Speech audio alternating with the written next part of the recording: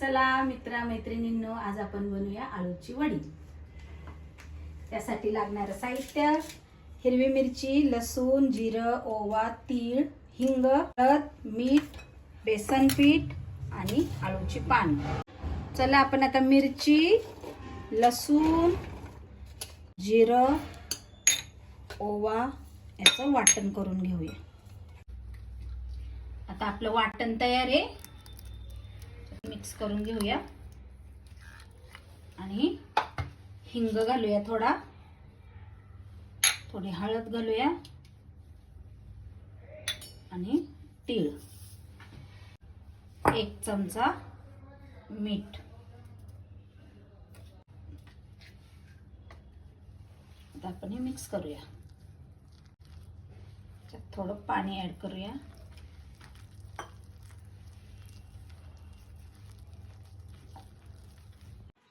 आता आपण आळूची पानं स्वच्छ धुवून निथळून घेतलेली आहे। आता आपण आळूच्या वड्या करायला घेऊया। अशी पानाची देठाची बाजू वरती करायची आणि अशी पानं पालथी ठेवायची आणि मग त्याच्यावर असं पीठ लावायचं।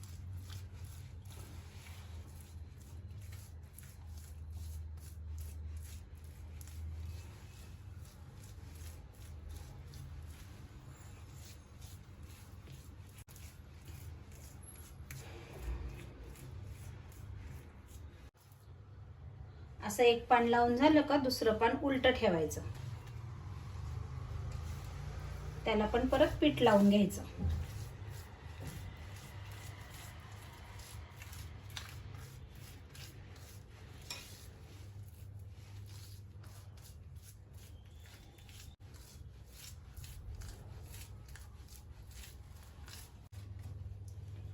परत सुलट ठेवायचं।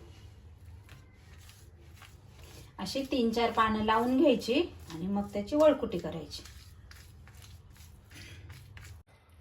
आता आपली 4 पानं मी लावून घेतलीत। आता अशी दुमडायची,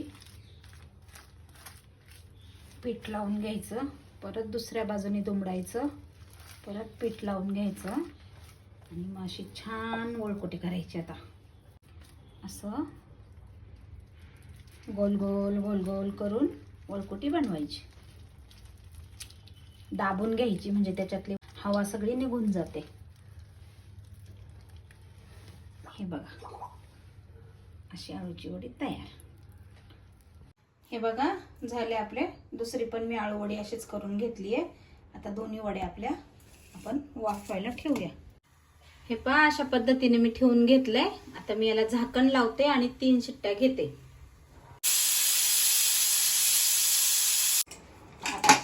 झालेला आहे, मस्त आळू वड्या शिजल्यात।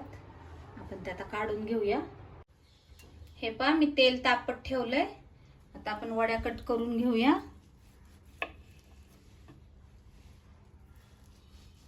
अशा पातळ कट करायच्यात वड्या।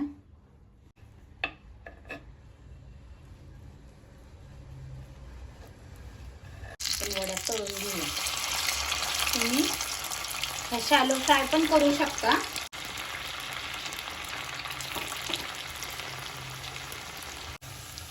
हे पहा, आपल्या एका बाजूच्या झाल्यात। आता आपण पलटून घेऊया त्यांना। छान कुरकुरीत झाल्यात।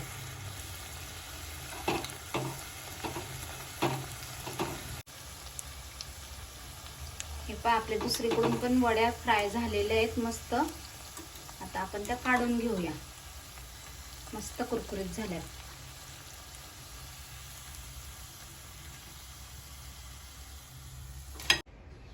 अशा प्रकारे आपल्या आळूच्या वड्या तयार आहेत, खमंग कुरकुरीत मस्त। तुम्ही बघू शकता, छान झाल्यात। करून बघा आणि मला कमेंट मध्ये सांगा कशा वाटल्या आळूच्या वड्या।